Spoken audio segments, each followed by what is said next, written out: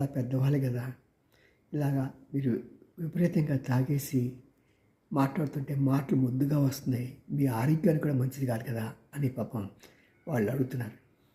నేను నవ్వేసి ఊరుకుంటున్నాను. కానీ ఒకరోజు సమాధానం తప్పకుండా మీకు చెప్పాలి, మీరు నా వాళ్ళు.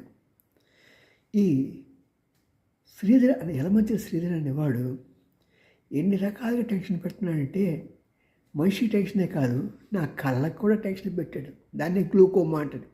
క్రమంగా ఆ కళ్ళు గుడ్డైపోతాయి. నా లెఫ్ట్ ఐ ఇప్పుడు పనిచేయట్లా, నాకేం కనబడదు. రెండవది, ఇది దీని ఏమంటే ఈ పార్కిన్సన్ వ్యాధి అంటారు. ఈ పార్కిన్సన్ వ్యాధి కూడా వచ్చేసింది నాకు ఆ టెన్షన్తో. ఎలాగంటే మెల్లిగా ఒక్కొక్క అవయవం పనిచేయటం మానేస్తాయి. నాకు ఇప్పుడు మాట్లాడటం కష్టంగా ఉంది. మరి ఇప్పుడు ఎలా ఉంటుందో తెలియదు. వాడి వలన ఇన్ని బాధలు పడుతున్నా.